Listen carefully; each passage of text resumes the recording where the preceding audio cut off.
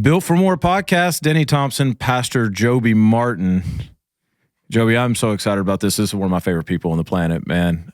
Coach Dave Campo. Coach, I don't even like to call you by your first name. It just doesn't feel respectful enough. Coach Campo, how you doing, man? I'm great. Thank you. Yeah. And Joby, I appreciate you having me on. I've listened to the show, and I love it. So I think we're in good shape. Well, welcome. We're glad you're here. Coach Campo, I met Coach Campo, it's been what, 5 or 6 years now? Yeah. 5 or 6 years ago, and Coach Campo, we're going to get into his story. Fascinating, like fascinating. It's so cool because we had Coach Spencer on from Boise State. Exact opposite story. Okay. Exact opposite story. We had Coach Danielson on, who has been at 2 places his entire life. Right? Azusa Pacific for a couple years, and then he went to Boise and went from GA to head coach in 7 years. Yep. So just to kind of set the table, and we'll get into this, Coach Campo started coaching at New London High School in 1970. Wow. And had 12 stops in 18 years before he kind of, I don't know the other word, stabilized in Dallas. Right. Was that fair? Absolutely. And then became the head coach of the Dallas Cowboys. So you're talking about from 1970 and then coached until 2019. You're talking about dang near 50 years of coaching. Anytime I meet somebody like that, Joby, I try not to talk around Coach Campo. I just want to just listen. And he works at the radio station that I've spent a lot of time at as well. And so we've got to know each other. And so I am so excited about doing this. And Coach, I'm such a huge fan. Well, thank you. And I'll tell you what, since I've known you, I appreciate what you do. And there's no question that you're a little too flattering on me on that whole combination there.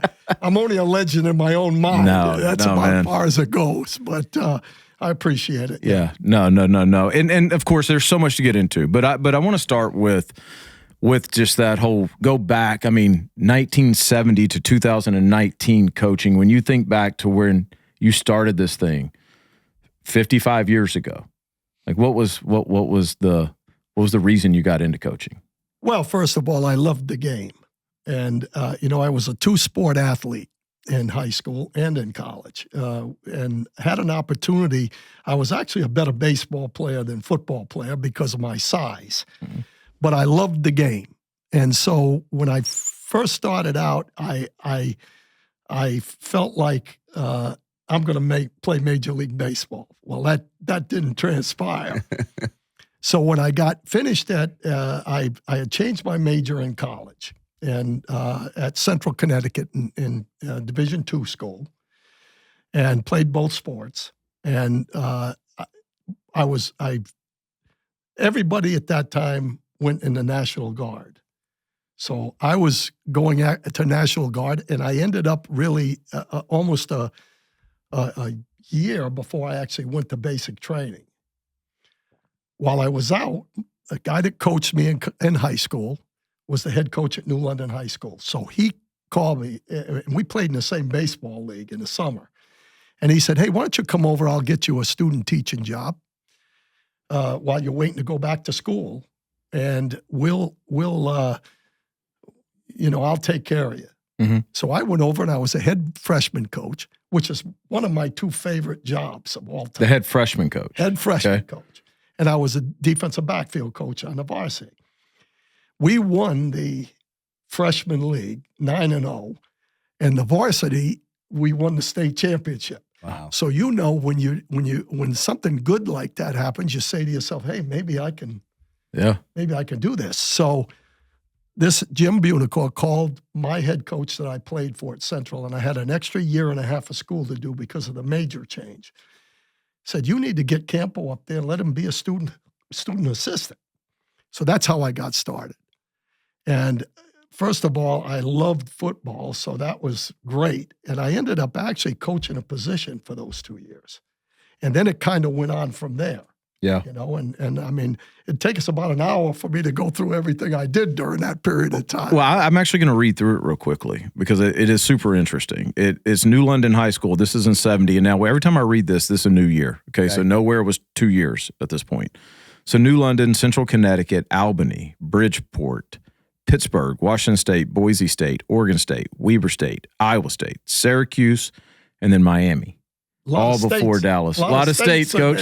Yeah. A lot of states. And so you hear that, and that's over the course of 1970 to Miami was 1987. And now the 87, 88, you won a national championship in Miami, right? DB coach, correct? We did. Yeah. The reason that there are so many in there, they say that you don't make a move unless it's an upward move. I'm not proud of this, but I got divorced when I was at Oregon State. Okay. And back in the day, I had two young children. One of them, Tommy, is a member of the church here. Yes, sir. My ex-wife took them back to Connecticut. So I made the decision that I needed to get closer to those kids. Mm-hmm. So I made lateral moves. I went from Oregon State to Weber State. I was assistant head coach there, which was down from 1A to 1AA. Right. So it was kind of a lateral move since I was assistant head coach and defensive coordinator. Then to Iowa State, then to Syracuse. So now I was 4.5 hours from the kids. Okay. That's why I made that many moves in that period of time. And really, at that point, my ex-wife was going to get married, and I knew the guy that she was going to marry. Christian, great man. Mm-hmm. I love him. He passed away, but I love him. I knew he would be great with the kids. Yeah. And that's when I made the decision after 3 years in Syracuse that I could move on, and that's how I ended up at the University of Miami. Wow, with Jimmy Johnson. With Jimmy. That was a decent move, Coach. That was a great That kind of came as an unusual thing, too, because I didn't really, and I don't want to dominate the conversation here, but after 3 years, I was a little concerned about our head coach at the time. And so I had told my wife, Kay, I said, you know what? If something comes up, I think I need to move. Mm-hmm. And there's reasons behind that, but I'm not going to get into that. But my best friend, one of my best friends, Charlie Taft, got the head coaching job from West Point to the Citadel. Mm-hmm. So he called me and he said, hey, I want you to come with me. So I went and interviewed. He offered me the job. It was more money than I was making at Syracuse, to be honest with you. They were going to give me a house on the campus because it's a military. Yeah, it's tight. Yeah. With their own recruiting chair. I'm from South Carolina. Okay. That's so tough. you know it. Yeah. Yeah. So you know for it. Breed at the Citadel. And so I said, well, Charlie, I'm 99% that I'm going to take it, but I need to sell my wife that we're taking another step back now. Right. Going from 1A to 1AA at the time. So I had everything. I had all kinds of brochures. I had them all laid out on the table. It's a Sunday night. All laid out on the table. And listen, coaching is about sales. You know that. Yep, so I'm selling my wife. Man, this is the South. This is beautiful. They love football there. Charleston's a beautiful city and all this stuff, right? Phone rings. It's Tony Wise. Tony actually lived in my house at one time as a GA. He was on the Miami staff. And he said, hey, our defensive backfield coach is leaving. Are you interested? And I said, well, and I give him the story because Tony and Charlie and I were all good friends. Mm-hmm. So he said, let me get back to you about an hour later. Now it's about 11 o'clock at night.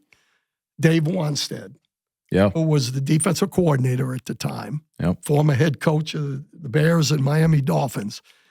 He and I were together at Pitt. So he calls me and he said, hey, look, we really want you to come. But Jimmy says, come on down and interview the day before we leave for the Fiesta Bowl. It was the year that they went to the Fiesta Bowl. You know, the fatigues. Oh, yeah. It was that year, right? So I went down and interviewed. I called Charlie and I say, hey, look, I said, this is an opportunity. These guys are going to win the national championship this year. Yep. They didn't, but I felt they were. So I said, I think I need to interview. He said, absolutely, go ahead. So I go down and interview. And Jimmy tells the same thing that I told Charlie. It's 99% that I'm going to hire you, but I don't do anything until after the Fiesta Bowl. Mm. So, of course, they lose the Fiesta Bowl.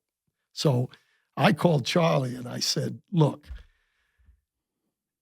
I think I've got the job, but 99% is not 100%. So I said, if you go look for somebody. Yeah. And if you find somebody, call me. Yep. And let me say yes or no, regardless of whether, because I'm not going to hold you. I don't want to hold you up, but I don't want to be without a job either. Right. You know, and so he said, go right ahead. So I ended up getting that job. And that's how it was I don't know if I was in the right place at the right time or what. I think so. I mean, you think about, Joe, you think about the cats this guy's been around. I mean, he was at Miami at that time. Right. And then he just goes to Dallas and wins 3 Super Bowls with that crew. I mean, talk about you going from jumping around to, I mean, legendary teams. Absolutely legendary teams, and probably a million stories that you have from those teams as well. Yeah, what are some of the most memorable players that you ever got to coach? I mean, because you coached a long time, and you coached some of the best that have ever played. Right. What were some of the, I won't say favorite, but maybe they are your favorites or just most memorable or biggest headaches or whatever? Who are some of your most memorable players? Well, first of all, the guys in Dallas, you know, back in the day, those guys were the triplets. Mm-hmm. Michael Irvin, Troy Aikman, Emmitt Smith. So those guys were, you know, obviously out there as far as, you know, top guys that I've been around. But we had a lot of good players. My favorite player, and of course, Deion Sanders. Yeah. I'm sure you all. Well, you're the DB. Day. You were the DB coach, right? When he I was actually the coordinator. You were the coordinator. Deion was there. Okay. Yeah. Yeah. What was it like having him? I mean, to be able to shut down a side of the field with one person in the NFL, that's just different. I'm going to tell you what a lot of people don't realize. He never covered the number 1 receiver. Oh, really? He covered the number 2 receiver, and we doubled everybody else. Oh, wow. Really? So tell us about that, because you made that decision, huh? Yeah, If you're the we coordinator. did. So tell us kind of the why behind that. Give us the brains behind it. Well, first of all, we're in a walkthrough. This is after 7 games. Okay, he joins us after playing after the baseball season was finished. And we're getting ready to play the Atlanta Falcons, but we're on a bye week. So we're in a walkthrough, all right?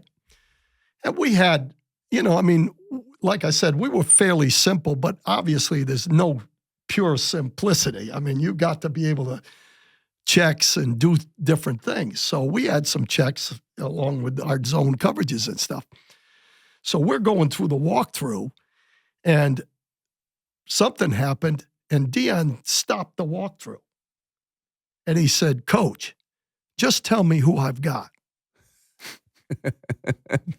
Simplify. Now, I think I made the right decision based on the fact that I could have just said, hey, Deion, just do what we're doing. I stopped the walkthrough. And I went in with Mike Zimmer, who I brought into the league. Mike was a secondary coach for us. He and I sat down. Amazing we said, coach. what can we do with this kid to make sure? And we weren't a pure man team. Mm-hmm. But we said, look, this guy can shut everything down. Let's put him on somebody. Mm-hmm. And that allows us to do whatever we want to do with doubles and stuff on the, you know, with everybody else. And that's what we did. And he was the one that said, well, just put me on number 2. I'll tell you a quick story on that. Please. We're playing Arizona. He hurts his toe. The thing that eventually cost him his career. You know, he had a turf toe, and it turned into where he's lost a couple of toes since then in surgery. So it's the 2-minute drill at the end of the game, and they're driving. You know, he's out of the ball game. They're driving. I'm in the press box. They're driving to win the game. All of a sudden, I look out. He runs out. Let me change that. He limps out onto the field. So I said to Zimmer, what's he doing? He said, don't worry about it. There were 7 plays, and not once did they throw the ball at him. Wow. And he was limping. Still. That's how good he was. That's incredible. What was he like to coach? I mean, like attitude and all of that, because he seems like a great head coach. Let me tell you something. I knew he was going to be a great coach because his whole thing is the same thing that Travis Hunter has, the kid that they just signed from him. Let's go. Here with the Jags. He studied receivers, and his instincts in receiving were on receivers, and knowing what they were going to do was the key. Because really, from a technique standpoint, you can overcoach somebody. Mm-hmm. You can coach them down. Mm-hmm. Well, we didn't coach him all that much on the fundamentals. We just made sure he knew what they were doing, and he studied. And that's Travis Hunter. He understands the game. He's got that instinct, and some guys have it and some guys don't. And Deion had that. And when Hunter was drafted, I called Deion, of course, for the radio stuff. I called Deion and Kevin Mathis's secondary coach, I coached as well in Dallas. So I said, what about this kid? He said, you haven't seen anything yet. And they said, he has the intangible things that Deion had. They said, I'm not going to compare him to me, right? To Deion, to the best ever. Deion with Kevin, but he's got the intangibles. And so that was Deion. And let me say this. We turned him down the year before. We had a chance to get him the year before that we got him, 1994. Jerry came to me, and Butch Davis was a defensive coordinator. I was a secondary coach. I had the same room, Joby, that we won 2 Super Bowls in a row. No changes. And all I knew about Deion was the flash and dash. Right. Because he did a lot of his stuff marketing. Mm-hmm. He talked people out of throwing at him. Yep. You know what I mean? Yeah. And so I didn't know him. And so I said, you know what, Jerry Jones? I said, no, you know what, Jerry? I don't know. I've got a great room, and I'm big with chemistry. And I don't want anything to change that room because we can win the Super Bowl again in 94. Mm-hmm. Well, he goes to San Francisco. We play him in the NFC Championship game. He arm bars Michael Irvin. They don't call it because it's Deion Sanders, and we lose. So about a month later, Jerry came in. He says, you want Deion now? I said, absolutely. He turned out to be one of the best teammates of anybody we had. If anything went bad, he was the first one to say, hey, that was us. That it wasn't the coaches. We're out on the field. And that's the way he was. Well, you've heard the stories about practice, about Deion and Jerry Rice in San Fran, and then Deion and Michael Irvin absolutely in Dallas, and just how hard they would go at each other. And sometimes I think people look at Deion and they hear all the things, and then they forget. But this guy worked. Like he studied his craft. He was amazing at it. What was it like to just witness practices in Dallas during that time? It was great because we had a lot of those kind of guys. Yeah. And to be honest with you, I think that's what Liam Cohen and Gladstone and Baselli are trying to bring to Jacksonville. We had a lot of guys that loved football and were character guys. When we first got there, Jimmy was great, Jimmy Johnson. He said, I don't care what they do. Get me smart guys that can run. Mm-hmm. Those were the 2 things. And the first year there, Denny, he didn't trust the scouts. We went out and scouted because he trusted our staff. He brought 6 guys with him from the University of Miami to Dallas. All 3 of us on defense, all became head coaches in the league. Wow. And so he said, smart guys develop, character guys develop. And so we brought in 4 guys that were straight A students, Mark Stepnowski, Daryl Johnston. Oh, wow. Guys like that. Yeah. And that's really how it got started. But watching practice, everybody asked me, who would you start a football team if you had to start one? I would start it with Michael Irvin. Really? Because Michael Irvin never went against anybody that wasn't the best in practice. And the same thing with Deion. Deion would only go against Michael. When Deion got there, when they went one-on-one, it was against those guys. It was those 2 guys. And that's, iron sharpens iron. And that's kind of what those guys deal. When I was looking through your Wikipedia, getting your coaching history, I couldn't help but think, I had to ask this question. When you first got into coaching, what was your first pay scale? How much did you make? Well, I'm I'm going to go away from the GAs because they didn't make anything. Right. Well, but I think, say both of them. So that was a zero back then. Yeah, GA was absolutely a scholarship. zero. Right. Okay. You got. So what was your first real job? Your first real job University of Bridgeport. I was full time. Defense coordinator. $9,000. Let's go. My ex-wife was a teacher in this district. She made more money than I did.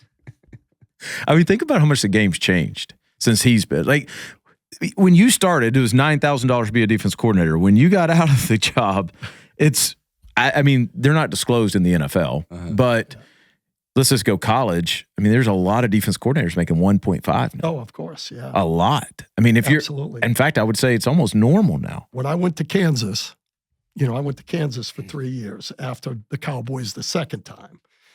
I was the highest paid and the third highest paid in the Big 12 and the third highest in the country, $500,000. So it's changed. Wow. A great Changed. deal. Wow. But see, I love that because it's not, I think all football coaches love the game. But when you start to get back to that time, they had to love the game. It wasn't, nobody was getting into this for money or analytics or analytics weren't a thing. No. Right? There probably wasn't enough data to have analytics. Right here. Right. Now you get, you got this football world where you've got, football guys like Coach, but then you've got business guys. You've got business guys that go, wait a second, like if I do this and I do this and I can make this much money, different. Right? You got analytics guys who really don't know a whole lot about football, but they can tell you every situation that can come up in a game and they can present it to you in a form that you can act on it. Completely different game. We were talking before about, it's been a while since either one of us have called a play. Right. It has changed completely in the last decade, much less the last 55 years. Tony Wise, the guy I mentioned earlier, was a graduate assistant for 5 years before he got back to Pitt with Jimmy. And Jimmy hired him when he went to Oklahoma State. Mm-hmm. 5 years. In today's people, they want the BMW today. Yeah. That you had to pay your dues in Yep. order to get something back in the day. So the whole year, you're not making anything during those 5 years. Mm-hmm. So it's really a different game now. What was which I don't mind, but it's not the same. What was your favorite thing about coaching? The people, the camaraderie. That's the thing I miss the most now. Mm-hmm. And that's why I've done the radio stuff and TV stuff because they've kind of become my team. I think I probably said that to you before, Danny. It's a different thing when you're in that locker room. That's what I miss more than anything else. And the competition. I mean, you don't get into this and it's not all fun and games. You lose some. There's a competition in there, and that part of it is great. But I also, I kind of feel like I've done some good things for people off the field as well. Mm-hmm. And I think that's the things that I miss probably more than anything else. Yeah, I think that's something that people don't look at. When you see things like player salaries and coaches' salaries, first and foremost, they are creating a product, both college and pro, that is very, very valuable to the American people who love to tune in, me included. I watch every game I can absolutely watch, those weird high school games that are on, I watch those. I watch the rando college teams late on Saturday night, and I watch every program, go to all the Jags games I can go to. They create a product, and they should be rewarded for it. But what people don't see is the amount of good like the NFL is doing in every community. And I wonder how many families the Jags provide for because of all the workers in the stadium, because all those people in the NFL.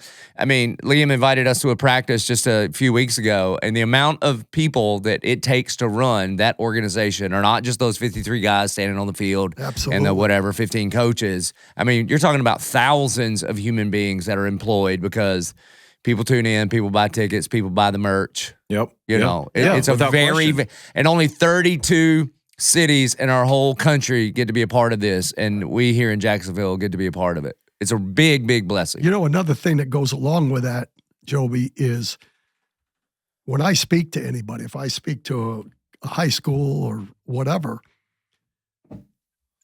the things that it teaches just individuals For sure. on that football team. Mm.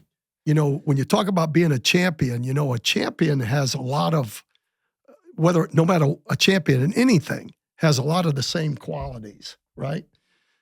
Well, these kids can be champions in their school. They can be champions with their parents. They can be champions with their faith, in church, whatever.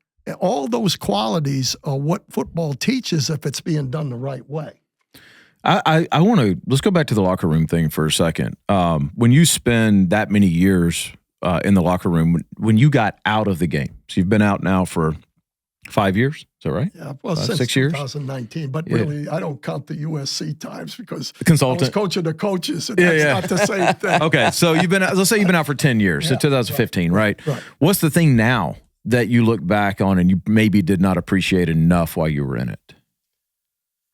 I think I just said it. It is that, isn't it? You know, I think that's the realization once you're through that you don't have that same. What is it? What is that? Like, what is, because you hear athletes, you hear coaches. I've been in a locker, we've all been in locker rooms. Yeah, but football's different, man. But what is that? Why can't we recreate that in something else? What is it? The common objective? Is it the common goal? Is it the way that you grind through an entire season? And I think some of it is like everybody's talking about things they have no idea about, and only you in those locker room actually know what's going on. Is it all of those things just kind of harbor the perfect environment for relationships and camaraderie? Is that what it is? I think Joby's going through the same thing with this church. Yeah, but football's different because you put your life on the line like you don't in. I mean, you do in MMA, but you kind of have a team, but they're not in the octagon with you. On a wrestling mat, they're not out there with you. I get basketball's hard, but it ain't football hard. Nobody's punching you in the face. Like, right. I think that thing is different, and I think there is this kind of wartime mentality. There's a hierarchy. You know, the coaches are for you. You got to listen to them. Every player, they're all on the same team, but they all don't have the same role. And the best thing you can do is play your role really well. You know that, okay, I can outrun the quarterback, but that doesn't matter. I'm a receiver. He's the quarterback. He makes the call. I don't. There are all these manifestation of what it really means to be the kind of man God has made you to be that play themselves out in the locker room and on the field. That's just different. I think that's why we all love it. And so that it's impossible to recreate that, right? I think so. I mean, I do think I will say this. I believe football is the most integrated sport without question. Anywhere, right? Yeah, no doubt. Well, you're dealing with it. No doubt. There's every type of person in your congregation. There's every gender. There's every color. There's everything. That's what football does, in my opinion. That's what I love the most about it. One of my first, that job in New London High School, all right? I was in a white high school, Fitch High School in Groton, Connecticut. We had 4 black kids in the entire school. Not school, but on the team. Mm-hmm. New London High School was an inner city school. And it was majority African-American. Mm-hmm. That taught me so much about we're the same. It's just we're different color, but we're the same. But the culture, I learned the culture. And that's, dealing with defensive backs my whole career, majority of African-Americans. Yeah. And I think you can learn from football, what you're talking about, but I think you can learn the same thing with what you're doing, to be perfectly honest with you. Yeah, sports are a true meritocracy, right? Yep. Like you don't get to check a box. Your application does not determine whether you get to play or not. Right, the coach is just trying to put the best players on the field for that time to win. I will say, I played in high school, and some of the greatest life lessons that I ever learned about when you get knocked down, you got to get up, how to depend on people. Right. And when you are in charge, I was the captain of my high school team, so there are times when your team is looking to you, and that is not the time to just kind of shrink down in humility and say, no, we're all the same. No, we're not the same. Give me the ball. It's 4th and goal, and it's my turn, And so That has shaped me as a leader here at this church. I coached a little high school football, actually just recently, and then when I was in college, I coached a little bit. And there are a ton of similarities between being a shepherd, because that's what the word pastor in Greek means. Being a shepherd and being a football coach, there's a lot of similarities, because you're just trying to develop people. You're trying to keep out the wolves, all the distractions that are going to tear your flock up. You're trying to, you care more about them than you. You're willing to make sacrifices, do the hard things. Yeah. The popularity of the sport is, at an all-time high. Yes. Everything that has been through in the last, 10 years, everything from, cancel culture to NIL to, all the stuff. It keeps thriving and thriving and thriving. And this year's been a little different year for me, Coach, because I've spent so much time down in Miami. And I didn't realize until I got down there and I'm around these coaches, I'm not part of the staff. I barely need to be there. Right. But when you get around that environment again, even at my age now, when you get around that environment, it's just like, man, I want this. Yeah. Like, I want this. It's grown men. It's 18-year-olds. It's 19-year-olds, 20-year-olds. It's all different economic. You got a head coach making, I don't know what Mario makes, a lot of money. And you've got a guy working for him that makes nothing. You've got a quarterback that makes a lot. You've got a third-string quarterback making nothing. None of that matters. Yep. None of it matters when they get in that locker room and on that football field. Yep. And it's just, being around it for the past, I guess, 6 or 7 months has just reminded me of that. And I've become a bigger football fan because of it. Joby, I've told you a million times, like, I almost kind of fell out of love with football. Like, really, it was just like my job. That's changed now. Yeah, now that I've been back into it and you see what this thing really is about, like, you can't help but love the sport. Absolutely. So selfishly, what's your take on the Jags? Because we're season ticket holders, tried and true. Honest take here. It depends on whether Liam Cohen is listening to this conversation or not. Not really. It doesn't. I'm excited because I truly believe that energy itself will make a difference. Now, when you start talking about bringing guys in that love the game, what they've actually done, in my opinion, is, and he said it before, it's raised the floor. They haven't really raised the ceiling yet. The ceiling's going to come from Trevor Lawrence. The guys that the receiver, Brian Thomas. Yep. That's the ceiling, but the floor has to raise because everybody on the football team has to have a role. And that role is important. It's not just one guy or two guys or three guys. I think every team needs to have 2 or 3 guys that are special cats. And I think they're getting there with the guys that they've got. But I love the youngness. It's a young man's game. I believe that. And some of us old-timers can relate to kids, some can't. And I think this group, from what I've seen, can relate to the young guys. And I think that's the key to the whole thing. I'm looking at it, Joby, like if our first year in Dallas, we were 1-15. Okay. Second year, we were 7-9. Third year, 11-5. Fourth year, 13-3 Super Bowl win. Okay. I look at this team like last year was so bad that's our first year in Dallas. Yeah. If this team wins 8 games, they'll still be talking about them in the division. Right. Okay. Right. And that is where I see this team. With as many young players as they have, if they protect the quarterback, he's good enough to win them 8 games, in my opinion. Yeah. Now, is everybody else good enough to do it? I'm not sure yet. But I think this team is good enough that with the energy level is going to win 2 or 3 ball games. And the rest is going to be, development. And I feel good about them. I'm excited. In fact, I'm going to I get the NFL Plus Premium All 22, where you watch the entire game. I'm still going to do prime time on Fridays. Yeah. And I'm going to do a podcast with Joe Coward on Friday morning. Good. So I'm not giving up on the Jags. I told Cohen the other day, I said, listen, I'm not giving up on you. I'm going to be watching you, get this thing going. That all 22 subscription is clutch. Yeah. It's clutch. Yeah. I just think it's pretty cool when you listen to Coach talk about like things like, raise the floor, things like that. It's so hard to win in the NFL. Yeah. Right. It's so hard to win in the NFL. I think as fans, I'm included in this, and I work in the sport. You go to a game and you're like, well, they've been practicing the whole year. Like, why do we stink and they're good? Why can't we ever win a close game? Talk about the little things. Talk about that pursuit at the highest level of just getting through each week healthy and with a win and with a job, and the stress around that from week to week that maybe most people don't see.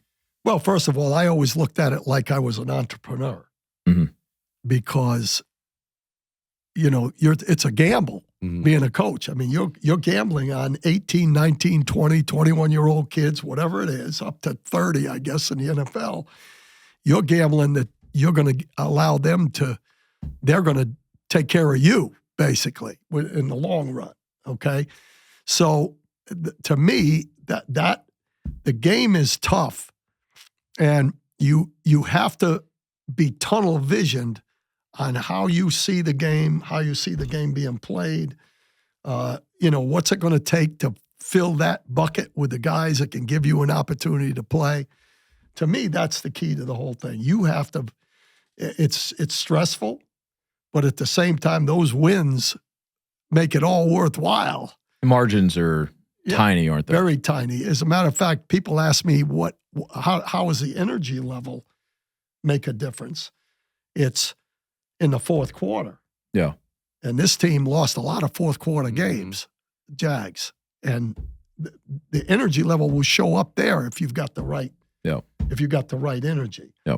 So to me, I mean, the game itself is it's interesting because a guy told me, you'll get a kick out of this, a guy by the name of Howard Tippett, that coached in the league for many, many, many years, but he was the coordinator at Washington State when I went out there.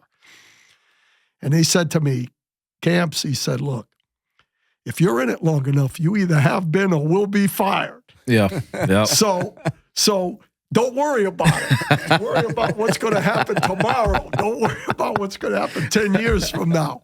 So that's how I approach the game that way. I mean, I just felt that, hey, we're going to do something today that's going to make us better. Yep. And that's how the approach that I took. I've been in coaches' rooms after a loss. And I think as a fan, like, I'll just throw a hypothetical out here. Maybe you're at a Jags game and they give up a late fourth quarter touchdown, lose a game. And fans, you go home and you're like, I can't believe that guy gave up that touchdown. That DB gave up that touchdown, whatever it is. Well, then you walk into the coach's locker room. They're not talking about that play. They're talking about some random play in the third quarter where it was 3rd and 2 and the 3-tech shot the wrong gap. Absolutely. And they got a first down. And when you hear that enough, like it registered to me, Joby, is it's very similar to life in that the big mistake is usually not where the problem started, right? That's the thing that the people who don't live your life and the people who aren't close to you, that's your thing. We talked to Nate Peterman. That's his 5 interception day, right? Whatever it is, it's the little things. It's the thing that you let go here. It's the thing that you didn't pay attention to there that you knew wasn't right, and it just compounds to the big thing that everybody sees. That's one of the lessons that I've learned from all of you guys and that I've applied to my life, quite frankly, is we talk about raising the floor. Man, I want to have a high ceiling. That's what this thing's about, built for more. I want more, not for me, right? I now have a passion of I want more people joining me in the kingdom of God. Amen. That's everything I want to do. In order to do that, I have to feel good about what I'm doing on this thing. And in order to feel good about this, I got to pay attention to the little things. It's not the big thing that's going to get me. We talk about all the time what's going to take you out. It's the little things. Yeah, I mean, one of my favorite places to look is everybody knows the story about David and Goliath. But David did not learn to be a warrior on the battlefield. He learned it while he was a shepherd of sheep. Yep. And he could have thought that was punishment, but it wasn't God's punishment. It was actually preparation. That's where he learned how to fight a lion and a bear with his own hands. That's where he learned to be really good with a slingshot. And so when it was his time, when he got called up from the bench because everybody else was afraid, he was ready to go because he had been faithful with the little things, and then God trusted him with the big thing. Exactly the same thing. 100%. And you look at in every ball game, there are 4 or 5 plays that make the difference between winning and losing. Mm-hmm. If you really look at it, and that's exactly what you're saying. If you make those 4 or 5 plays, you win. If you don't, they win. Yep. So my whole thing about talking to guys is you don't know when those plays are going to occur. So that means you better be doing your thing the right way every play.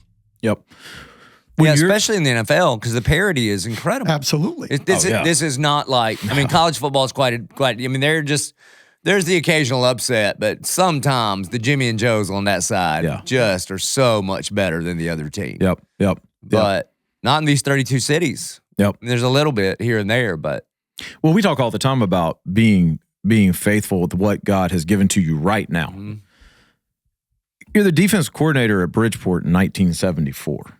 You're the head coach for the Dallas Cowboys in 2000. Is that right? 2000. Like, because you were faithful with what you did in 1974 at Bridgeport, 1973 at Albany, and 1975 as a GA in Pittsburgh, you found yourself 25 years later the head coach of America's team. Right. Undisputed at that time, by the way. Like, America's team. Yeah. Are they I guess, has the Chiefs won back-to-back, didn't they? Has there been another back-to-back winner? Well, there are back-to-backs. Y'all did 3? Maybe. I know, didn't Pittsburgh do it one time? Since y'all have done it? Oh, no, not since we. No, since y'all have done it. But Kansas has. Kansas City has, yes. I mean, just talk about, like, going from, whether you want to go Central Connecticut as a linebacker coach or wherever, one of your many stops, to finding yourself as, defensive coordinator and head coach for the Dallas Cowboys. Just talk about your mindset at that point and just like, wow, how did this happen? Well, the one thing I always did was during that whole period of time was, I focused on what I was doing, but I always had faith that in God's hands, you're going to get what he wants you to get. Amen. Now, he's not going to give it to you. That's right. You have to work at it. Mm-hmm. But I always looked at it that way, and that's really what got me through those stress days that you're talking about. That I always looked and said, hey, if this is what you want, this is, when I pray, I always say, please do this and that. But if that's not in your plan, I'm okay with that. Amen. Mm-hmm. And that's kind of been my focus. And I would like to say that I have always completely put it in God's hands, because I'm not sure that I can honestly say we all are not perfect. No doubt. But in the grand scheme of things, there's no question about that. That what's going to happen, you have to do it, but it's there. It's been there, and that's how I look at it. I've been fortunate. I've been fortunate around a lot of really good players. And, I've been fortunate enough to be able to relate to people. And I think that's listen, Heavenly Father taught me how to relate to people. I guarantee you. Yeah. I didn't just all of a sudden be able to talk to everybody. That's just the way. But that's the point, right? The point is, like, there's something that happened at New London High School and Bridgeport and all that made you or allowed you to be as successful as you were, whether it's at Miami or the Cowboys or the many stops after that. I mean, we talk about the Cowboys, but after that, he was with the Browns and the Jags and back with the Cowboys. And then, like he said, at Kansas. None of that happens. One other thing. Yeah, say as much as you want. My father was very strict.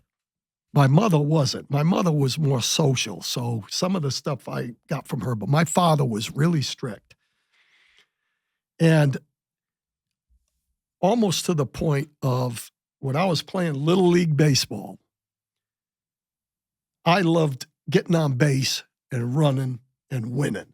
That's the only thing I cared about. So in his mind, I didn't swing the bat enough. Oh. In other words, I'd take a walk to get on base, then run, score, we win the game, everything's beautiful. So in some ways, he hurt me because he was really critical. We'd be coming home I can remember coming home from games, and I love them, by the way. This is not Sure. Right. Everybody doesn't do everything exactly right for everybody. You got to figure that out. But I'd be riding home after games, and he'd actually have me crying sometimes, you know. And here I am, 5'6", 170 pounds. Really pretty negative, right? When I got to a sophomore in high school, all of a sudden things started to change. I think he figured out that maybe I've been too rough on the kid. And everything I started doing was great. Okay? Maybe my freshman in high school. So I'm getting ready. Freshmen could not play high school football. Couldn't play varsity. So now I'm a sophomore. And the team had won the state championship the year before. So I'm getting ready to go to my first preseason camp. My dad stood there and looked at me and he goes, "Now look, don't be upset if you don't make it. You're pretty small." Well, for some reason, after killing me and then waking me up, he killed me again. And right then and there, I said, I'm going to show him. And that's been my mentality, a little man's complex. That's been my whatever the your driving force, force through my entire career. And going into the Dallas Cowboys, I knew we were in a transition, but I believed we could get it done. And we really didn't, unfortunately. We didn't have a quarterback. We didn't have you coaching some of those guys. But at the same time, that confidence came from that statement that he made to me. That I don't know if you can do it. And I ended up starting on at free safety on a championship team. Best position on the field, by the way. No doubt. That's what we played. It's a really big deal, man. The power of words. The Bible says that in the tongue is the power of life and death. And this isn't fair. It's just real. Dad's words weigh 1,000,000 pounds. Absolutely. They just outweigh everybody else's words. And so I've tried to be, I make a living preaching the word and using my words. And so I try to be very careful with that, coaching my kids coming up and all of that. I tried. JP had a great high school career. Couldn't have had a better one. His football coach is going to be on here in a couple of weeks. It's going to be great. And I tried really hard to brag on attitude and effort and not accomplishment. Because what I didn't want, he had a couple pick sixes, he had a couple key tackles, that kind of stuff in games. And I didn't want to give him the ice cream cone when it went good and then not get the reward when, Right. So we tried to make it about character, attitude, effort, hustle, that kind of stuff. Because like you said, John Eldridge wrote this incredible book called Wild at Heart. Every man should read it. And there's a whole chapter on dad wounds. And it's like, you're going to live up to your dad's blessings or down to your dad's curses. And every man makes a vow in regard to their dad. Some guys are like, I want to be just like him. Right. And some guys are like, I'm going to be the exact opposite. Right. And so all the dads listening, pay very close attention to your words, man. Bless your kids. Now, I'm tough. I was a tough coach. I was a tough coach. We were laughing about it the other night because I was trying to play JP's new college football game, and I was screwing it up, and he was telling me what to do, and he's like, "You are not coachable." And I was like, "What are you talking about?" He's like, "You used to get on me all the time," and I said, "Yes, sir." You should say yes, sir, to me right now because I know better than you. I was like, "Yes, sir." That's great. But you got to pay attention to that, because you want to help. You're just trying to help your kid, and then you could actually hurt them. The timing of this is unbelievable. My youngest son, my oldest son, is sitting right over there, and he did not play sports, and he was so easy to raise because he's just a phenom at what he does, and has been since he was 12 years old. My youngest son has his first ever football practice tonight. Oh, let's go. To middle school football practice. And I have taken, because of what I do, I've seen the best and the worst of dads. And I think I've probably taken too far of a step back. I to your point, I never talk about football. I never push football. Hey, can we go throw? Yeah, we can go throw. It's never one of those things. And I'll be honest, I'm going to go out there tonight, right when we get done with this, and I have no idea. I have no idea what kind of dad I'm going to be. I'm going to probably lean on you on this, Joby, because really, be fine. and I don't. No, I'm not drama. I'm not adding extra drama to this, Coach. I'm what I'm saying is I've seen what Joby's saying through the kids that I've trained. Right. And I've seen the kids who have all the talent in the world, but they get to where they despise this game because they've lost a relationship with the dad. Right. And the dad don't even know it. Right. No clue. No clue that he's lost his kid. Yep. And then I've seen other kids who, man, they come in and they're joyful. They love the game. Their dad's not, on them all the time. Now, listen, it's okay to be on your kid. Yeah. You're supposed to. But, there's a fine line there. And especially attitude and effort, character, being a good teammate. Right. Things like that. Like, you didn't mean to miss the ball. You swung hard. You were you know what I mean? Yeah. That's different, too, than I was fearful to swing, so I stood there with my bat on my shoulder. That's like a life lesson to teach. Yep. See, my dad played high school sports and then went on to be a pretty successful boxer in the Navy, but his dad never came to one game. Yeah. And every week he would look up there and he would never see his dad. My dad never missed a game. Yeah. Mm-hmm. Even when my parents got divorced, when I was in high school, my dad lived in Richmond, Virginia, and I played high school football in Rock Hill, South Carolina. And my dad, on Friday night, would get from Richmond to Rock Hill, and he never missed a kickoff. See, and that's the same thing with my dad. My dad never missed a game. Right. He was a little critical. But yeah. Not everything I ever did. We go back to this all the time. We had Kirk Herbstreit on one of the very first episodes, and one of the things he didn't say in there, and I hope he's okay with me saying this, that man flies back every Friday night to go to his game, to his son's game, no matter where he's at. He does this thing on his social media where it shows where he's flown, and he can be covering a game in Athens, Georgia, and they'll do their hit, and then he will be on the next plane going up to, at the time, Cincinnati to go see his son. And I use Kirk all the time about this because it was the training his son was so good for me in learning what to do with my son. Because if there's anybody in the world that could have been on that field going, okay, what are we doing here? It's Kirk Herbstreit. Right. He never did. But his son knew where he stood, and his son knew he supported him, and he did everything that he could to provide and be there for him. And I learned a lot. I learned a lot from watching that. I think the biggest thing is in anything, if you're transparent and then hug their neck when they do good. I mean, I think, being a dad is just like a salesman, in my opinion, because it's really knowing when to say something bad and when to say something good. Mm-hmm. And when they do good, hug their neck. And that's the same thing all the way up through every level. You can go too far the other way. Oh, too. For sure. Yeah. If you're like, what a great game. Right. And it was bad. Yeah, right. exactly. Then they don't believe you when it was actually a great game. Correct. Yeah. Because we're about at the age now where we have kids where it's like, okay, I hope I raised them well enough to win in the real world. 100%. It's not about a football game anymore. Exactly. Right? And if they don't win and you don't push winning on some level, it's going to be hard to be successful.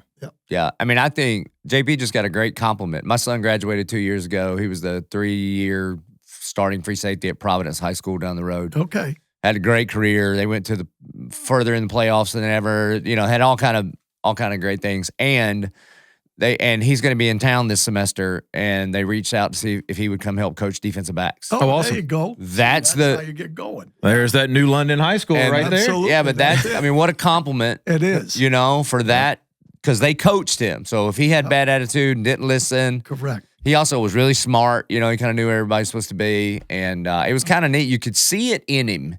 When I said, hey, I talked to the linebacker coach at church yesterday, and he might be reaching out to you about helping coach defensive backs. And that chin came up a little bit. That chin, he's like, yeah, I think I could do that, Pretty cool. That's my story. So I love it. Same. I hope it works. Same. That's great. Same for me. Exact same for me. I said in high school I was going to coach, and I got out of high school and wasn't planning on it. And I got a call from an old coach who said, hey, why don't you come help me at University Christian, where I went to school. And that was, I think, 2001. And ever since then, man, like the minute I stepped on that field, it's like, all right, this is where I'm supposed to be. Absolutely. So you got to start somewhere. Yep. JP is going to be sitting right here in this chair 15 years from now. Maybe, but yeah. Well, talk about some let's get off the players for a second. Talk about some men that just kind of molded you through this long, successful career that you had as a coach. Who are some of the coaches that you worked with that you learned so much from, not just maybe football, but just life-wise?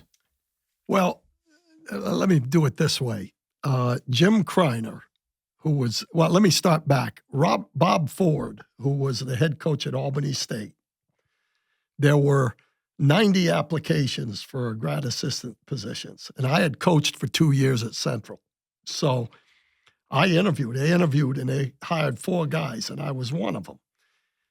In that, he had 4 grad assistants were full-time for him. He had 1 full-time coach, and the rest were all volunteers, kind of like your son, kind of like I did with New London. They were guys that would work and then come in and coach. Mm-hmm. We had to do everything. We had to recruit.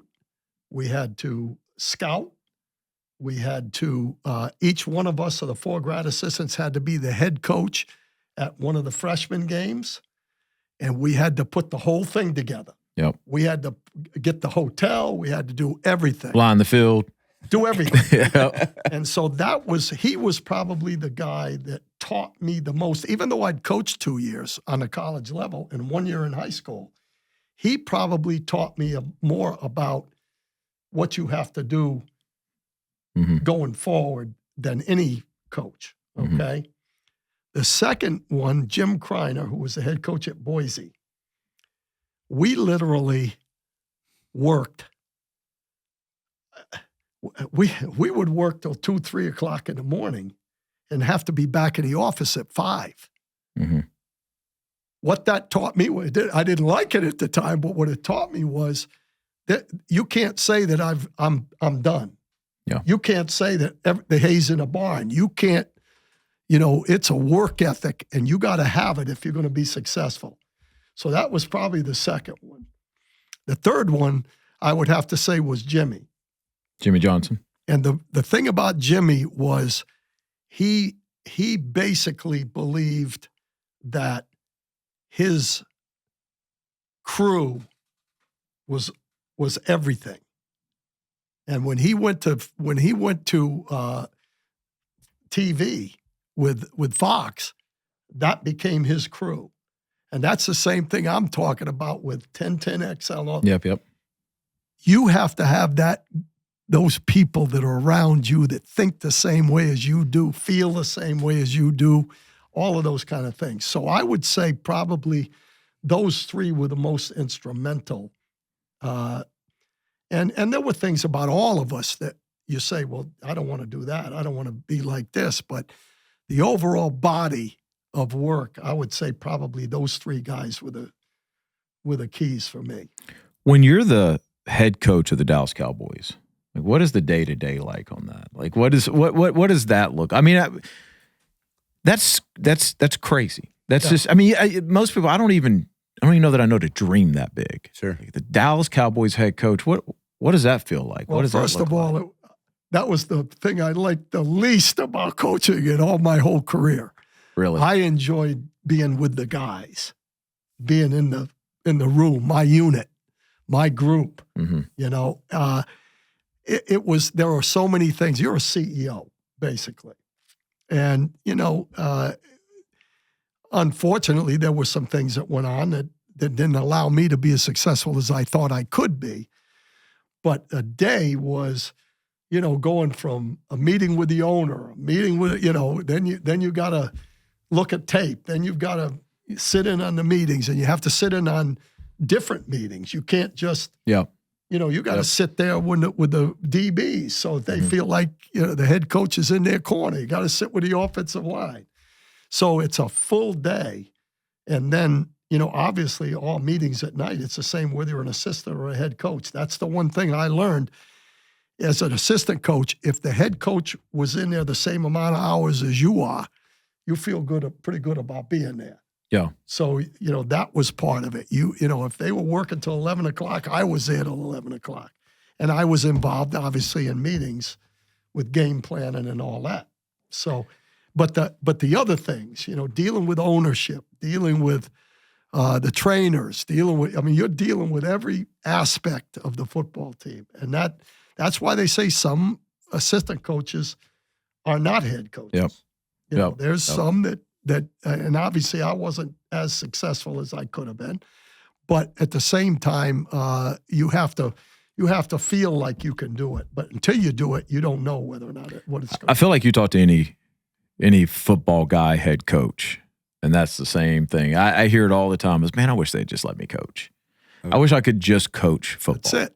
Like that's what I want to do. That's what I got into this thing to do. And now I'm recruiting and I'm raising money and I'm doing these media hits and I'm sitting in on marketing things. Like, it's crazy what it's come to. Even when I went to USC, like I said, that wasn't that much fun because I really wasn't really doing it. Yeah. I couldn't practice. I had to couldn't sit be an and watch on-field. practice. Yeah. In the NCAAs. And that was tough, because I just didn't feel like I was close to the guys that we were asking to do the. Well, you said earlier that New London High School was your second favorite team or experience. What was your first? Miami. Yeah? Why is that? Just the excitement of those kids, and I think it's they had kids that loved the game so much that, and the excitement of college football. I mean, I like pro football, but I love the fanfare and all that kind of stuff, and the bowl games and all that. I mean, we had a lot of guys like Michael Irvin, and I'll give you an example. One of our defensive backs. This is what I loved about Miami. The kid, today, the transfer portal, if a kid's not playing, he's moving. Right. This kid came in as a freshman, was on special teams for 4 years with a redshirt year in that 4 years, right? Yep. When I left to go to the Cowboys the next year, he started at corner for a national championship team. Let's go. Yeah. And those were the kind of kids we had there. There was nobody wanting to go anywhere else. They wanted to be Canes. Yep. That was it. Who was that team? What was name some of the people on that team? You just asked me that. And it just slipped my mind. But this is old Miami school versus Miami. Notre Dame. Herbert James. Okay. No, I wasn't asking for him specifically. Like so who were some of the guys that were on that Miami team that you're saying is your favorite? Well, Cortez Kennedy. Yeah. Cortez Kennedy spent, now they have rules. They didn't have rules back in the day. Cortez Kennedy spent more time in the football office than he did in school. Yeah. And he still did well in school. But when he wasn't in class, he was in the football office. Yeah. That's one of them. Russell Maryland came in as a 350-pound guy that had no offers. Hubbard Alexander found him in Chicago, came in, and ended up the first pick of the draft for the Cowboys. Yeah. Because we knew who he was. Right. Those were the kind of guys that Michael Irvin was there. Bubba McDowell. I'm telling you, you walk through that place. You walk through Miami, and they do such a good job of their history and their facility. Yeah.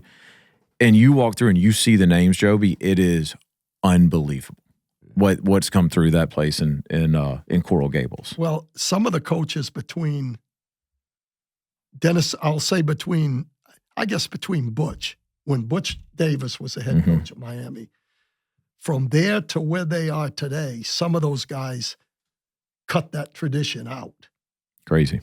And the one thing that Mario has done is he's brought it back. Oh, there's somebody there every day. Yeah. There's 2 or 3 old guys that, Hall of Fame type guys, just kind of walking around, looking like they still can play. I'll look at the name tag. I'm like, oh, sweet. Every single day there's 2 or 3. And that's the way the program is. Yeah. And I think all the great traditional programs in college football are like that in a way. Yeah. You have to look back at tradition. You can't make it all about that, but you certainly want them to be involved. Brian Schottenheimer, when I was back in Dallas the other day, they had they call anybody that played or coached the legends in the NFL, right? Mm-hmm. So he had the legends. He had a legends OTA, offense training session, right? Mm-hmm. And I was invited. I was the only coach that was there, but I'm talking about Bob Lilly, Staubach, Randy White, Dorsett, right on down the line, Drew Pearson, right on down the line of the old Cowboys. We're all back. There was about 50 of us, right? He got us in the team meeting, and he had 5 of us. I was one of them. He asked to stand up and say something to the team. And Bob Lilly, his wife had just passed away, and he's Mr. Cowboy now. There's nobody more revered in the Cowboy organization ever than Bob Lilly. His wife had passed away about 3 weeks before this deal. He told them when they invited him, I can't drive anymore. I don't think I can make it. Randy White went and picked him up and drove him there, right? And Schottenheimer pointed that out and said, guys, that's what it's about right there. Yeah. That guy sitting next to you, you may not love him, but you're going to respect his role and you're going to respect him as a man. Mm. And that's really kind of what he has done. He's brought tradition. We actually got to sit in individual meetings, which I'd never seen before. I sat in a DB meeting and watched the guys coach. It was great. Brian's good people. Yep. I got to know him when he was here. When he here with, I think the Urban year, wasn't he? Brian Yeah, Schottenheimer? I think so. Yeah. Yeah, he's good people. I hope he does well over there. Yep. Yeah. Well, he earned it. Yeah. One of the things I said when I stood up was, I said, guys, let me explain something to you. The media drives a lot of these head coaches that are in the league. That guy earned it. Yeah. And that's really what he brings to the table. With all the talent Dallas has, why do you think they haven't been able to get over the hump in the last few years? When you're in Dallas, if you're a Cowboy, you can say, do, get, see anything you want. Still like that. No accountability. Mm. That's the problem. Really? You look back and these guys, there's just too much. Parsons, he's got his own radio show talking about his teammates. Yeah, Micah Parsons. Parsons. Yep. Can't do that. No. But that's Dallas. If they are so revered in that city that I think sometimes they think that they're a little bit better than they are. Man, listen, I have an aunt who just recently moved here from Dallas. I think I've told you about her before. She refuses to watch a Cowboy game with anybody. She's got to be by herself because she knows how stressed out she gets. It's a whole different ball game. As bad as you are with Georgia, there's a million of those people. I have a very limited list of people that can watch in my house. They have to be fellow Bulldogs. That's tough in the NFL. Nobody's going undefeated. No. That's tough. No. Yeah, I would imagine being a football coach today, whether it's college or football, entitlement would be one of the greatest cancers in the locker room. Yep. No question. I think that's a big negative. You have to kids today are different. Mm-hmm. And the reason they're different, they're no different than from a playing standpoint. Right. They're different in how they were coddled and brought up, and if you don't have the right mindset or whatever. Emmitt Smith, people knew about Emmitt Smith when he was 9-10 years old, but he had the mindset that he could handle it. Some guys can't, and that entitlement is something that you have to fight through. You have to explain to them that, listen, it's not just all about you, right? But what you do is all about what that guy does. Mm-hmm. And that's kind of the mentality you have to have. Yeah, defensively, I mean, you were defensive coach. Didn't you play running back in college? I was a running back. I was a running back. I was the backup running back. Okay. I was a starting wing back in the wing team. All right. And I was a travel squad safety. Okay. All right. And then also played baseball in college. Baseball. Yeah. as well. College baseball. Right. That's how you keep your spot on the roster there, is be very Everything. That's probably why be I was a coach. undeniable. I had to learn both sides of the ball to keep my job. But I've always thought like the defensive side of the ball, I'm an offensive guy, but the defensive side of the ball has always just fascinated me because of that. Because of if the 11 don't move in unison, it's not going to work. Right. And if you're next to me and you get your butt kicked, it doesn't matter if I won. Right. Mm-hmm. Like it really doesn't.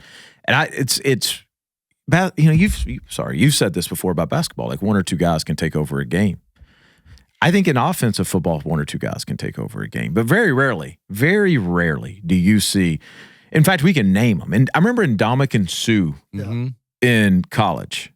You know, I think it was Colt McCoy who we're going to have on. Like, just utterly took over a game. But they're so rare that you can remember those. It is such a team approach defense is these days, isn't it? Guys like Reggie White. Mm-hmm. Well, yeah. You know, great player. But they can make things right. Yeah, they can take the game over. Right. At some point on defense, I have so many questions for you, football related. The X's and O's, the game of chess between offense, defense, your longtime defensive coordinator. Talk about that. Talk about that piece of the puzzle of, you know what you're good at, you know what they're good at. How do we get through this game with a victory in that? Well, first of all, when you talk about that, there's a lot of difference between college football and the pros, in my opinion. And the reason for it is experience. When as a defensive coach, when I was in college, you know what you do is you put down every play they've run over a 3 or 4 game period, right, to get ready for a ball game. You're scouting them. You don't have to do that anymore. A computer does it for you now. Play that they've run, right? Yeah. What you try to find is the 5 things that make them go. Okay. There may be 30 things they did, but there's 5 things that make them go. If you stop those 5 things, you got a really good chance of winning. Mm-hmm. Okay? You go to the pros, and now you find those 5 things. You stop it in the first half. In the second half, they'll come out, and there's 5 other things, or those 5 things are blocked completely different. Yeah. So the difference is adjustments. That's the difference, because you've got experienced players and experienced coaches. You can adjust to that. In college and high school, you really can't, because there's not enough experience for you to go in at halftime and say, okay, here's what they're doing. We got to, do this. And then you go out and they're doing something different, and to be able to adjust on the move. Mm-hmm. That's the difference in between college and pro football right now. Yeah. Yeah. Schematically, college and pro have never been closer together though, right? Yes, like, right. I mean, they're finally starting to merge a little bit. Right. But the expertise of each individual person on that team, there's miles apart. They're miles apart. I mean, you get a defensive lineman, a great defensive lineman in college, and you watch him, and you watch a great defensive lineman in the NFL, and it's not even comparable. Yeah, because that's 1.5% of those guys that played in college are going to play pro. Well, even those same guys, they go into the league with one thing, and then 3 years later, they look like a whole different person. I mean, it's like they're a pro. And that's the easiest way to say it. They're a pro, but everything that a pro entails, you have to do at that level or you're not going to be a pro for long. Right. I think like all the time, I've said this multiple times, if people prepared in life the way that NFL players prepare in the offseason, they would be successful. But the other part of that, Joby, is like the growth that you allow, the growth that you have to have. Like people easily could go, well, I was an All-American at Georgia. I was an All-American at Florida, whatever it is. That ain't going to last long on Sundays. Oh, everybody was. Everybody was. And if you don't approach that thing every single day with the seriousness, like you're going to get exposed. And I just love that about the NFL game. I think it's very, we've talked about this too. I think it's very similar to what happens for me later in life is if I don't approach every single day with the same energy that I have, I know right now my passion is this, Joby. Mm-hmm. It's my passion, man. Like I want to lead people to Christ because I was led to Christ. Amen. And if I don't approach every day with that being the reason I'm waking up, then I'm going to leave somebody out. I'm going to leave, if I take tomorrow off of that, man, I may cross paths with somebody. I may leave out. On the way here, right down the road, I just saw like a guy laying down, like literally laying down. And I'm sitting here right now going, I should have stopped. Yeah. I should have stopped. And it's that same thing, man, in the NFL. It's for everybody to see because you get blown by if you don't approach it every single day. That's the way that being around these guys has helped me. They've helped me with, it's fun. I get to go to games and I've put some money in the bank and I've gotten to meet and do a lot of cool things. But man, seeing how they grind every single day of their life in pursuit of something with a purpose has helped me, even at the age that I'm at now, go, all right, once you find that purpose, man, there's no reason to take a day off. Yeah, I think one of the things that a growing church and some of these historic teams have in common is they know where they come from. So tradition matters. They have a great appreciation for the past. This isn't new. We're not here on an island. We're standing on the shoulders of men and women who have come before us in the church. Or like if you're in the Cowboys, you're not the first one to put on that jersey, right? You better have great appreciation for what came before you. But what can often happen, especially a historic team like the Cowboys, or it happens in church all the time, is the moment your rear view gets bigger than your windshield, it's over, man. It's over. And you just start living on the credit from the things that happened back in the day, and you're not most excited about what's coming next and what you're getting ready for next. Yeah, then the demise is right. That's so true. That's so true. That is so, because I think everybody can identify with that statement, because I think we all go through times in our lives where it's like, what's there to be excited about tomorrow? My best days are behind me. So there to be. Yeah, not me. I'm more excited about what we're doing here. Same. At 11:22 in my life with my family, excited about this season, excited about, I'll be 52 next month. I'm more excited about the next 10 years of ministry than the previous 30, Yeah. Mm-hmm. One of the things you run into when you retire is exactly what you're talking about. Yeah. That's something that you have to really, you just can't sit around and do nothing. There's no way. That's why I try to do the stuff with the radio station and speak to groups, speak to young kids. I like being around the young kids because they listen. I mean, it's that's part of it. I've noticed that about you. This guy gets it now. I mean, he goes after it. He does a ton of different things, and I know that you don't have to. No. So that's I've noticed that about you. That's why you're still young and relatable. Because I'll tell you, man, the craving of the 18 to 25-year-old right now is they want grandpas.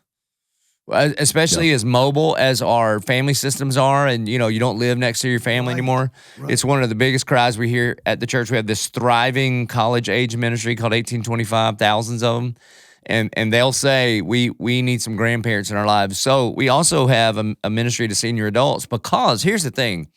I'm obviously pro-America, but the American dream can trick you at the end. If you think that you work all your life just to ride up and down the eastern seashore collecting seashells, what a waste. Absolutely. You've got more time. You've got more experience. You've got more resources than you've ever had. That is not, if you want to play some golf, that's fine, or do whatever you want to do. But just because vocationally you don't have to earn it anymore, you have the opportunity to make some of the biggest impacts you'll ever make in your life in the fourth quarter of your life. And especially, we've got a digital age right now, and they have a yearning for a couple of generations ahead of them to speak into them. So one of the most successful things we've seen here, we'll do mission trips, and we'll send senior adults and 20-year-olds together and watch them take care of each other. That's awesome, yeah. Yeah. The older folks bring a whole bunch of wisdom and experience, and the kids bring a bunch of energy, and the younger guys get wisdom, and the older folks get more energy, and everybody loves everybody. Coach, how old are you? 78. Okay, so we're going to have to wrap up soon, but I want to ask you this, because we're both in our 50s. What's the thing that when you look back at when you were our age, that you wish you would have known then that you know now? That's a tough question. I'd really have to think about that a little bit. I'll say this. If I had to pinpoint one thing, I would say at 50 years old, I never looked at the end. Mm-hmm. Okay. At 78, I look at the end. Mm-hmm. That's one of the reasons that I'm moving back to closer to my kids and grandkids because of that. Mm-hmm. In the coaching business and really in any business, if you're going to be successful, you're working. Yes. You're working sometime. You're never going to work 8 hours a day. It doesn't work that way. It's a half day. You're going to work 10, 12 hours a day minimum, right? Yep. And I look back and I say to myself, you know what? I could have done a little bit better job. At the end of my career, when I've got my youngest son, Michael, is 32 now. He's 11 years younger than the youngest of the 6. So when I was back with the Cowboys, the second time, we were 10 minutes from the house. When he was little, I would stop at 6 o'clock or 8 o'clock, excuse me, and then drive over, read him a story, lay in bed with him, go to sleep, then I'd go back to work. Mm-hmm. Okay. That I didn't do with the other 5. Yeah. I wish I had done that with the other 5. Mm-hmm. So if you say, what did I wish I knew at 52 that I know now, is I would have done that all over. I would have done that with every one of my kids. And the only way the kids really knew me was my wife started bringing the kids to practice. Mm-hmm. Mm-hmm. My daughter Shelby, one time when she was like 3 or 4, she said, because I would leave before she got up and I would go to, she would be in bed when I got home. She said to my wife one time, to Kay, she said, now, where's my daddy again? So when you look back, that's the important thing. And you've said it. I mean, that's it. That's it. The question of like, when do I start being a good dad is like, when's the best time to plant a tree? There's 2 best times, 20 years ago or today. Right. That's it, right? Yep. So ideally, we would all been great dads from the very beginning. But if you hadn't been, it ain't how you start that matters. It's how you finish. It's how you finish. Yeah, so. Yeah. But apparently you did something right because your kids want you to move to Dallas and be close enough to them where they can see you. I'm happy about and your that. grandkids and great-grandkids, right? Right. 3 of them. Boy, You have 3 great-grandkids. that's I awesome. do. That's amazing. Yeah. Well, Coach, we've been talking about doing something forever. I had more envisioned just a football podcast, but this works a lot better. Yeah. I appreciate you coming in, and you're welcome on here anytime. We'd love to get some like in-season stuff from you. Okay. Well, obviously I'll be in Dallas. We can dial you in, Coach. Huh? We can dial you in. Dial it in? We can dial it in. Okay. Well, you'll definitely have my number. Yeah. And anytime, I enjoy, and I enjoyed this gentleman's sermons. He should have been a head football coach. Yes, stud. I guarantee you, I really enjoyed the 2 times I was here. Thank you. And you're doing great. Thank you. And Thank you. Tommy told me so much about the baptisms at the beach and all that. I mean, that's fantastic. So I appreciate you guys having me on. Yes, sir. Of course. I told you, man, I could sit here all day with this guy. I really could. Thank you guys for listening. It's been Built for More, a podcast. Andy Thompson, Pastor Joby Martin, Coach Dave Campo. Like, follow, subscribe, tell your friends. We will see you soon. Let me put this on. Right here. Perfect timing. Thank you so much, Coach. You're welcome, Joby. I appreciate it.